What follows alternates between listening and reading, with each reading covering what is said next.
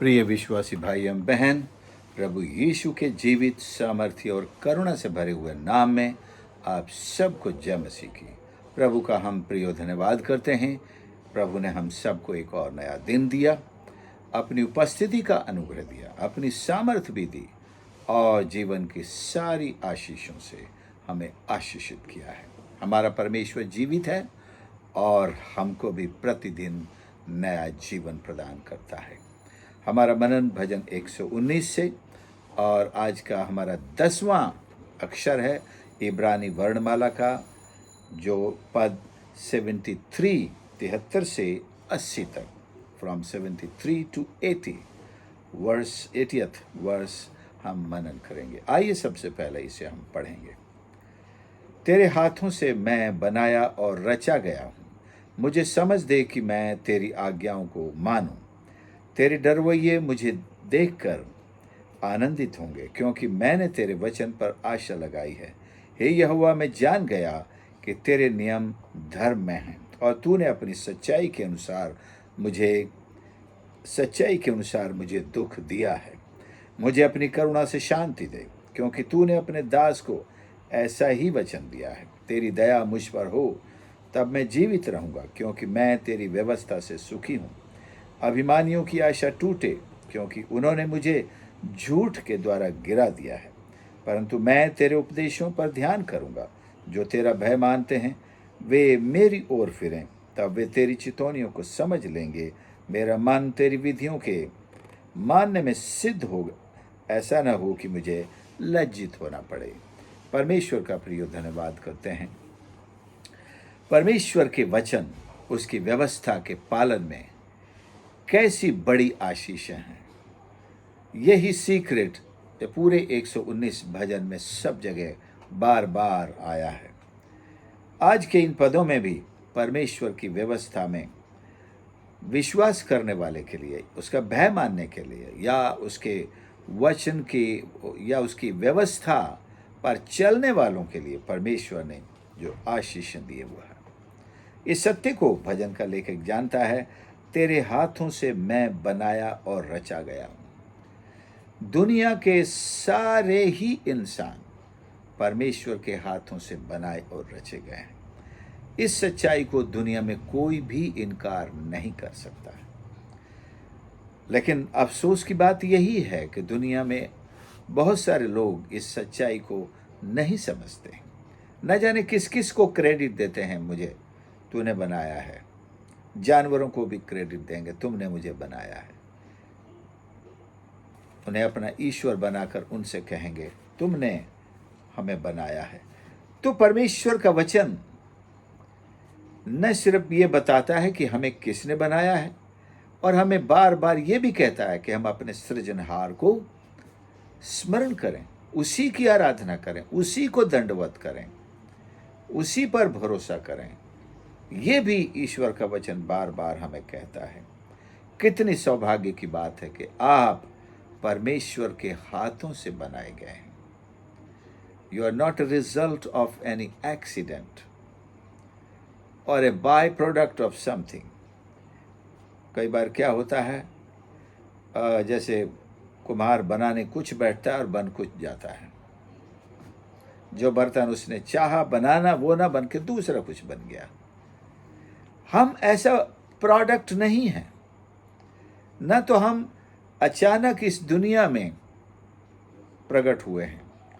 परमेश्वर की योजना है, परमेश्वर का डिजाइन है। परमेश्वर स्वयं अपने हाथों से हमको बनाता है। यह बड़ा प्यारा पद लगा मुझे। तेरे डरवैये मुझे देखकर आनंदित होंगे, क्योंकि मैंने तेरे वचन पर आशा लगाई है। परमेश्वर का भय मानने वाले, नए नियम की भाषा में हम कहें विश्वासी लोग मुझे देखकर आनंदित होंगे। क्या आपने कभी ऐसे किसी विश्वासी को देखा जिसके जीवन को देखकर आपको आनंद आ गया हो और आप कहें आनंद आ गया, आपसे मिलकर, आपको देखकर, आपकी संगति करके आनंद आ गया, मजा आ गया? क्यों भाई? इसी में उसका कारण, क्योंकि मैंने तेरे वचन पर आशा लगाई है। ऐसा इंसान परमेश्वर को जानता है, परमेश्वर उसका उद्धार करता है, परमेश्वर उसका प्रभु है और परमेश्वर का वचन उसके जीवन के लिए सब कुछ है। जब आप ऐसे इंसान से मिलेंगे, आप आनंदित हो जाएंगे, प्रसन्न हो जाएंगे। क्या आप वो इंसान हैं जिससे मिलकर दुनिया के लोग कहते हो कि भाई हम इस व्यक्ति से मिलकर बड़े आनंदित हो गए, बड़ा अच्छा लगा, बड़ा मजा आया, और किसी किसी की जिंदगी को भी आपने परिवर्तित कर दिया, किसी निराश व्यक्ति को आशा से भर दिया, किसी उदास को मुस्कुराता हुआ बनाकर भेजा, कोई जिंदगी से भाग रहा था उसको जिंदगी की आशाओं से परिपूर्ण कर दिया आपने। तो ये आप में परमेश्वर का वो अनुग्रह है जो परमेश्वर के वचन को मानने से, उस पर चलने से और उस वचन की सारी सत्यता और सच्चाई को अपने जीवन में प्रैक्टिकली महत्व देने से आपने करके दिखाया है। तेरे डरवैये मुझे देखकर आनंदित होंगे। हे यहोवा, मैं जान गया कि तेरे नियम धर्म में है। बहुत से लोगों को मुश्किल लगता है 10 आज्ञाओं का पालन, हमसे नहीं होगा। लेकिन जब आप एक परिवर्तित हृदय के साथ, एक नए हृदय के साथ परमेश्वर की बातों का पालन शुरू करेंगे, you can do it, it is possible, आप कर सकते हैं। ये उनके लिए असंभव है जो परमेश्वर से जीवन प्राप्त नहीं कर पाए, जो अंधकार में चलते हैं, जो अभी भी पापों में बने रहना चाहते हैं। शैतान उनका बाप है, वो परमेश्वर की बातों को कदापि पूरा नहीं कर सकते। उनको उसमें आनंद ही नहीं आता, मज़ा ही नहीं आता उनको चर्च जाने में कोई इंटरेस्ट नहीं है, बाइबल पढ़ने में कोई इंटरेस्ट नहीं, ये सबसे ज़्यादा बोरिंग लगता है उनको। प्रार्थना करना उनसे बिल्कुल दूर रखा है। क्यों होता है ऐसी? ये एलर्जी है या क्या है? क्यों है ऐसा? इसलिए है कि उनका मन अभी पापों में व्याप्त है, पापों में रमा हुआ है। उनका पूरा हृदय, जीवन, शरीर, ये सब कुछ कहें, still living in sin. So church में चले आए और आपने सोच लिया कि ये, या संतों की संगति में बस बैठ ही गए तो सोच लिया कि ये भी मसीह के विश्वासी होंगे, या नाम मसीही रख लिया होगा। लेकिन जब तक निकोदेमुस से, जैसे यीशु ने कहा, वो अनुभव इनकी जिंदगी में नहीं आएगा, नए सिरे से जन्म नहीं लेंगे, जब तक जल और आत्मा से नहीं जन्मेंगे, तो ये परमेश्वर की बातों में नहीं ठहर सकते। तूने अपनी सच्चाई के अनुसार मुझे दुख दिया है। दुख भी एक तरह की परमेश्वर की तरफ से हमारे जीवन को और बेहतर बनाने की एक पार्ट ऑफ ट्रेनिंग है, एक प्रशिक्षण का हिस्सा है। जब फौजियों का प्रशिक्षण होता है तो उनके ट्रेनिंग में कई तरह के जोखिम वाली ट्रेनिंग्स उन्हें दी जाती है। कभी रस्से से बहुत ऊंचे चढ़ाया जाए, कभी बहुत बड़ा वजन सिर पर उठा करके पीठ पर लाद कर दौड़ते हुए कई किलोमीटर चलना है, कभी गहरे पानी से निकलना है, कभी ऐसी भयंकर ट्रेनिंग्स के हिस्से होते हैं जो आप और मैं तो शायद देख कर कहेंगे ये इतना दुख क्यों दिया जा रहा है। लेकिन यहाँ लिखा है परमेश्वर जो दुख देता है वो हमारी आशीषों को का हिस्सा है। वो माने हमारे जीवन को परमेश्वर के काम का बनाने के लिए it's a part of our training. अपनी सच्चाई के अनुसार मुझे दुख दिया है। मुझे अपनी करुणा से शांति दे। तो शांति के लिए भी हम परमेश्वर के ही पास जाएंगे, उसी की करुणा से हमें शांति मिलेगी, क्योंकि तूने अपने दास को ऐसा ही वचन दिया है। प्रॉमिस है उसके पास। A God-fearing man has a promise that God will give him peace. तेरी दया मुझ पर हो, तेरी दया मुझ पर है हो, तब मैं जीवित रहूंगा, क्योंकि मैं तेरी व्यवस्था से सुखी हूं। उसने सुखी रहने का साधन ढूंढ लिया है, वह है परमेश्वर की व्यवस्था, परमेश्वर का वचन, परमेश्वर के उपदेश। फिर से वो उन्हीं सारे शब्दों का इस्तेमाल कर रहा हूं। स्पष्ट रूप से उसकी व्यवस्था, उसके नियम, उसके कानून या उसके उपदेश, ये सारी हमारी व्यवस्था का आधार है या हमारी सुख का आधार है। जो तेरा भय मानते हैं वे मेरी ओर फिरें, तब वे तेरी चितौनी को समझ लेंगे। जो तेरा भय मानते हैं वे मेरी ओर फिरें, मतलब मेरी संगति में ऐसे ही लोग आए। ऐसे फालतू लोगों को अपने झुंड में नहीं लेना चाहता, जो ईश्वर के विरोधी हैं, जो शैतान के पीछे चलते हैं। केवल वे लोग मेरे पास आए। भजन का लेखक ये चाहता है कि वे लोग उसके पास आए जो कौन है, परमेश्वर का भय मानते हैं।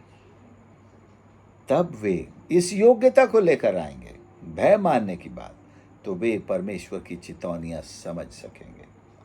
आज दुनिया में परमेश्वर की चितौनी नहीं समझ रहे लोग, उसकी विधियां ही समझ नहीं रहे हैं, उसकी व्यवस्था समझ में नहीं आ रही, वचन समझ नहीं आ रहा है, क्योंकि हृदय में जब तक ईश्वर का भय नहीं होगा, it will be hard for the people to understand how to love God, how to follow God, how to worship the true God. They will never understand. मेरा मन तेरी विधियों के मानने में सिद्ध हो, ऐसा ना हो कि मुझे लज्जित होना पड़े। मेरा मन तेरी विधियों के मानने में सिद्ध हो। दुनिया में लोग सिद्धता चाहते हैं। क्या सिद्धता चाहते हैं? एक्सपर्ट होना चाहते हैं। उनके पास दुनिया के विषय हैं, दुनिया की बातें हैं, जिसमें वो एक्सपर्ट होना चाहते हैं, सिद्ध होना चाहते हैं। कोई किसी भाषा में सिद्ध होना चाहता है, कोई किसी खास स्कूल के कॉलेज के सब्जेक्ट में सिद्ध होना चाहता है, इकोनॉमिक्स में या कॉमर्स में या इंग्लिश में या स्पीच में। कोई डांस में एक्सपर्ट होना चाहता है, कोई सिंगिंग में एक्सपर्ट होना चाहता है। लेकिन इस भजनकार की दिली तमन्ना है वो परमेश्वर के वचन में सिद्ध हो जाए, परमेश्वर की विधियों को पालन करने में सिद्ध हो जाए, परमेश्वर की व्यवस्था के पालन में सिद्ध हो जाए।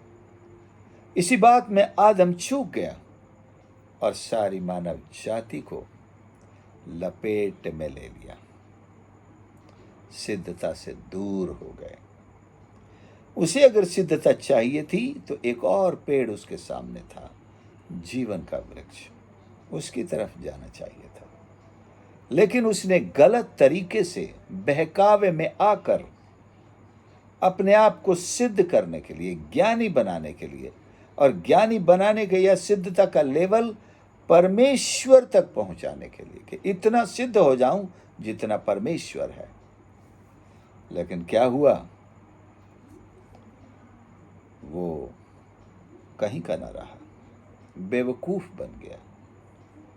लेकिन आज भी परमेश्वर का वचन हमें सिद्धता का वो मार्ग बताता है, क्योंकि परमेश्वर की विधियां हैं, परमेश्वर का वचन है, परमेश्वर के उपदेश हैं, परमेश्वर की व्यवस्था है। प्रभु यीशु ने कहा, परमेश्वर के मुंह से निकले हुए वचन। सुप्रियो, क्या आप सिद्ध बनना चाहते हैं?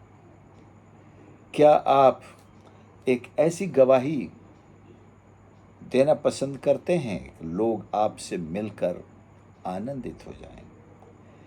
क्या आपकी गवाही आपके बारे में ऐसा कहा जाए कि आपसे जो एक बार मिला उसको यीशु से मिलने की तमन्ना उसके दिल में भर गई।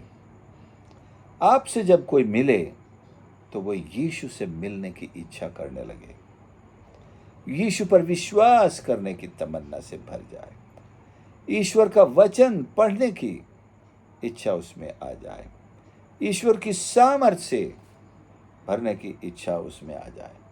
आपसे मिलने के बाद ये मतलब संगति बड़ी महत्वपूर्ण चीज होती है। किसी शराबी से मिले, शराब पीना सीख कर आ जाएंगे। स्मोक करने वाले से मिलेंगे तो स्मोक करना सीख के आ जाएंगे। गाली गलौज करने वाले से मिलेंगे तो गालियां देना सीख के आ जाएंगे। कोई अच्छा भोजन बनाने वाले से मिलेंगे, उसके हाथ से भोजन खाएंगे, भोजन पकाता हुआ देख आप भी कुछ ऐसा गुर सीख कर आएंगे।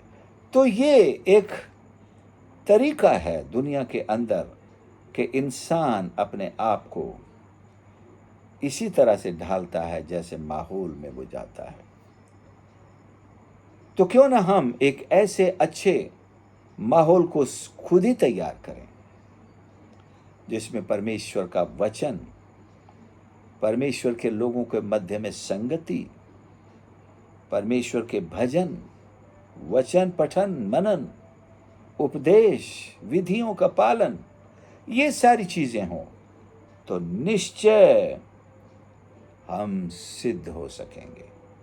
और हमें सिद्धता की भूख होनी चाहिए। परमेश्वर का वचन आज हम सब के लिए उपलब्ध है। प्रभु का धन्यवाद करें। आइए हम प्रार्थना करें। प्यारे प्रभु मेरे परमेश्वर, मैं धन्यवाद करता हूँ आपके इस पवित्र वचन के लिए। आपने आज हम सब से परमेश्वर अपने सामर्थ्य वचन के द्वारा ये बात की है खुदावंद कि आपकी व्यवस्था, आपका वचन हमें आनंद प्रदान करता है, हमें मार्गदर्शन देता है। आपका वचन हमें परमेश्वर आपकी भक्ति की करने की, आत्मा सच्चाई से करने के लिए एक मार्ग दिखाता है। Thank you Jesus. आपके वचन से करुणा और शांति मिलती है और यहाँ तक कि आपके वचन को मानने से हम समझदार होते हैं, हम सिद्ध होते हैं और प्रभु जी आपके और अधिक प्रिय बन जाते हैं। हर एक सुनने वाले के लिए प्रार्थना करता हूँ, सबको प्रभु आज अपना स्पर्श दे, अपने सामर्थ्य से भर दे, अपने अभिषेक से भर प्रभु जी। उनके हर एक कार्य में उनकी रक्षा हिफाजत कर। शैतान और दुष्टता की शक्तियों, उनके षड्यंत्रों को, उनकी बुरी योजनाओं को आज हम अपने पैरों तले कुचलते हैं और प्रभु यीशु के नाम से उन्हें दूर करते और नष्ट करते हैं। परमेश्वर हर एक को आशीष कर। परमेश्वर अपनी महिमा में हम सबको चला। धन्यवाद के साथ प्रार्थना प्रभु यीशु के नाम से मांगते हैं, आमीन। प्रभु आप सबको आशीष करें। आपने संदेश को सुना है, मेरा विश्वास है कि आप प्रतिदिन इन संदेशों को दूसरों के साथ शेयर कर रहे हैं। और प्लीज़ यदि आप नए हैं और सब्सक्राइब नहीं किया है तो अवश्य इस चैनल को सब्सक्राइब करें ताकि समय पर अपलोड होते ही आप तक पहुंच सके और आप प्रभु के वचन, मनन और उसकी संगति का आनंद परिवार के साथ ले सकें। प्रभु आप सबको आशीष करे। God bless you.